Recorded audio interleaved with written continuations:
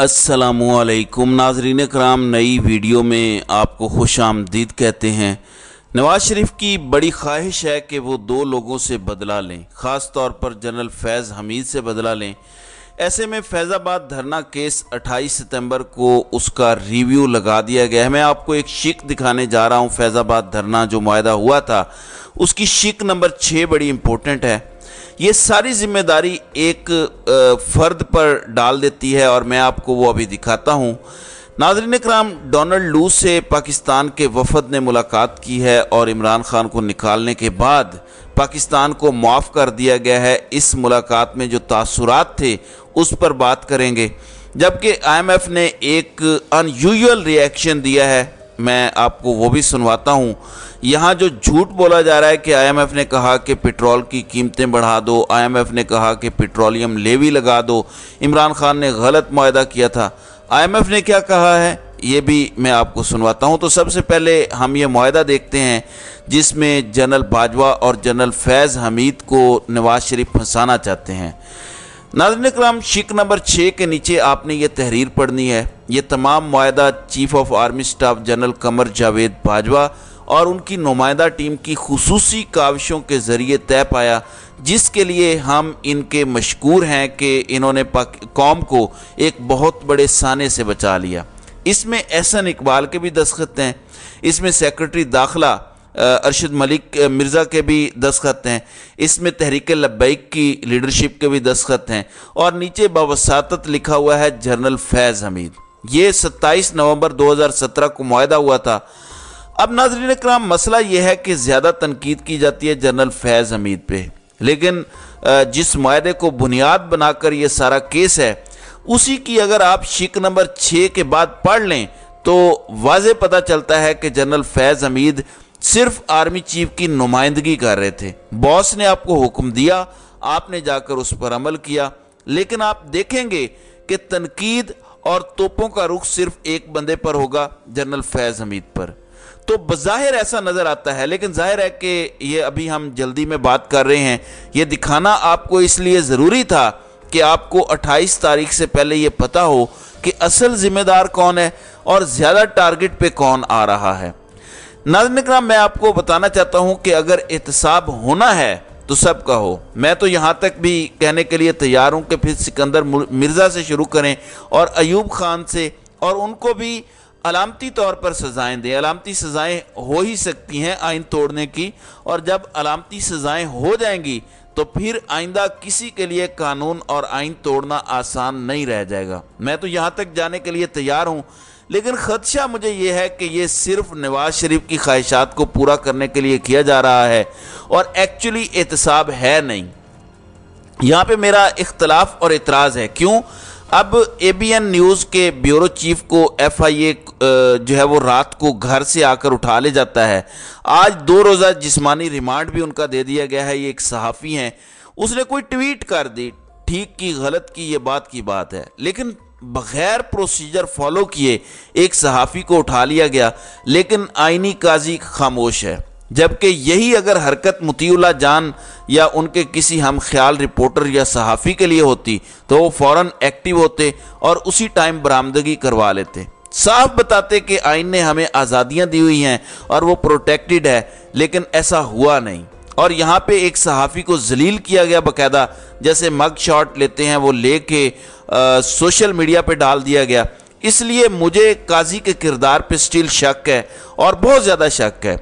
आइनी काजी अपनी आंखों के सामने आइन टूटता हुआ देख चुका है। क्या ये वक्त नहीं था कि वो आके 90 दिन में इलेक्शन को मेक श्योर करवाता? सुप्रीम कोर्ट का एक फैसला मौजूद है जिसमें पंजाब में इलेक्शन का ऑर्डर है 14 मई का, उसमें तौहीन अदालत हो चुकी है सुप्रीम कोर्ट की। क्या आइनी काजी का ये फ़र्ज़ नहीं था कि काजी फायजी साहब सुप्रीम कोर्ट ऑफ पाकिस्तान का हुक्म इम्प्लीमेंट करवाते और सजाएं देते उन लोगों को?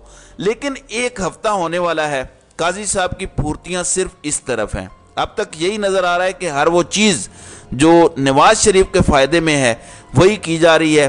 पहले प्रैक्टिस एंड प्रोसीजर बिल, जिससे डायरेक्टली नवाज शरीफ इफ़ेक्ट होता है और ये चीज़ भी डायरेक्टली लगता है कि नवाज शरीफ की ख्वाहिशात की तकमील की जा रही है। तो प्लान 2023 یہ ابھی تک تو منوان عمل ہو رہا ہے. اللہ تعالیٰ کرے کہ اس میں کوئی تبدیلی آئے اور کوئی بہتری ہمیں ہوتی نظر آئے. ناظرین کرام، یہ تصویر آپ ذرا ملاحظہ کریں. آپ کو سامنے ڈونلڈ لو نظر آ رہا ہے، ہنستا مسکراتا، بڑے خوش ہیں سارا وفد، اور اس طرف پاکستان کے فورن منسٹر بیٹھے ہوئے ہیں.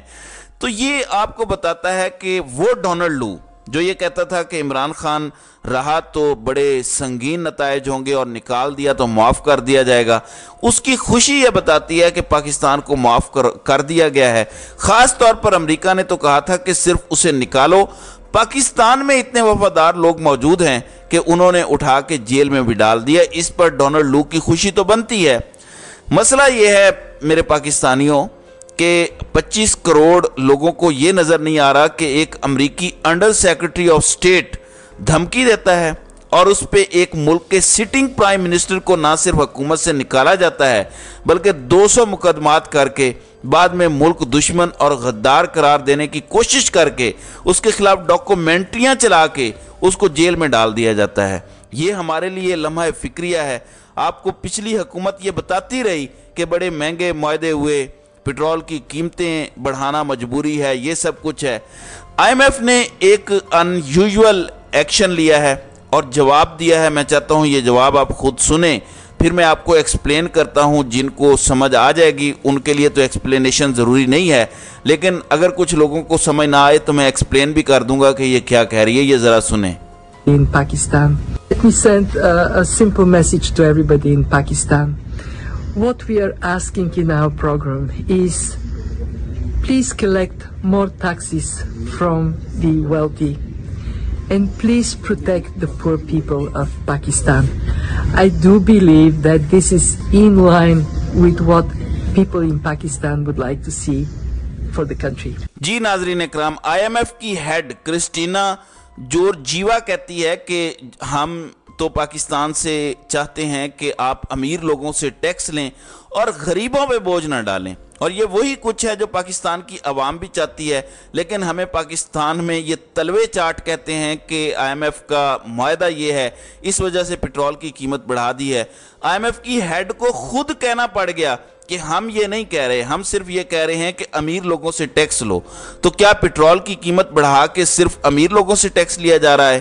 کیا غریب جس نے موٹر سائیکل میں تیل ڈلوانا ہے، جس نے رکشے میں ڈلوانا ہے، جس نے اپنی ٹیکسی میں ڈلوانا ہے، جو محنت مزدوری کرتے ہیں، جو بائکیا جیسی چیزیں چلاتے ہیں، آپ مجھے بتائیں یہ جھوٹ کب تک چلے گا کہ آئی ایم ایف کو بولنا پڑا کہ ہم تو پاکستانی عوام کے ساتھ ہیں، تمہارے حکمران ہی تمہارے خلاف ہیں؟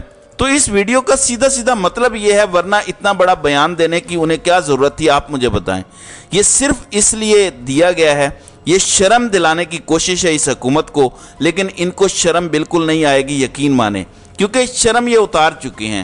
پاکستان اس ٹائم بنانا ریپبلک ہے. اگر کسی نے کہنا ہے نا کہ آپ پریکٹیکل اگزامپل بتائیں کہ what is the banana republic, تو ساری فنگرز پوائنٹ ہوں گی پاکستان کی طرف کہ اگر آپ نے کوئی دنیا میں بنانا ریپبلک دیکھنا ہے تو یہ ہے وہ ملک جو بنانا ریپبلک ہے. نہ قانون، نہ بولنے کی آزادی. ایک گھٹن کے ماحول میں انہیں لگتا ہے کہ یہ ترقی کریں گے، کبھی بھی ترقی نہیں کر سکتے. جب تک آزادی کا ماحول نہیں ملے گا ملک ترقی نہیں کر سکتا. یہ بنیادی بات کچھ لوگوں کو سمجھ نہیں آ رہی. ناظرین اکرام، نواز شریف کی خواہشات ہیں جو ختم ہونے میں نہیں آ رہی. قاضی صاحب نے ابھی تک جو 2 کیسز لگائے ہیں وہ دونوں نواز شریف کی خواہشات کے مطابق ہیں. تو ہم کیسے یہ مان لیں کہ یہاں پر کوئی قاضی صاحب ہیں، اصول پسند انسان ہیں، یا وہ پاکستان کے حق میں اچھی بات کریں گے، وہ سویلین بالادستی قائم کریں گے؟ کیونکہ ابھی یہاں پتہ چل جائے گا کہ سویلین بالادستی کیسی ہے. اس کیس کا ایک ایسا فیصلہ آئے گا کہ اس کے بعد مستقبل میں بھی کسی کے لیے آئین توڑنا مشکل ہو جائے گا. اور یہ الیکشن جو ڈیلے کا فیصلہ کہیں اور ہوا ہے، الیکشن کمیشن میں نہیں ہوا، یہ فیصلہ فوراً تبدیل ہوگا. اگر ایسا نہیں ہوتا تو پھر یہ سمجھ لیں کہ صرف نواز شریف کی خواہشات پوری کی جا رہی ہیں، اور اتنا ظلم، اتنا جبر صرف ایک بندے کی خواہشات پوری کرنے کے لیے ہے. کتنا نیچے ہم گریں گے عالمی اسٹیبلشمنٹ اور ان کے مورے جو گوال منڈیلا ہے اس کی خواہشات پوری کرنے کے لیے. وہ عالمی اسٹیبلشمنٹ کا مورا ہے، یہ یاد رکھیے گا. گوال منڈیلا पाकिस्तान के लिए एक कर्ज है। जब तक ये पाकिस्तानी पॉलिटिक्स में है, मैं समझता हूं कि पाकिस्तान कभी तरक्की नहीं कर सकता। तो नाज़रीन इकराम, आपकी इस वीडियो के हवाले से क्या राय है? आप अपनी राय का इजहार कमेंट सेक्शन में ज़रूर कीजिएगा।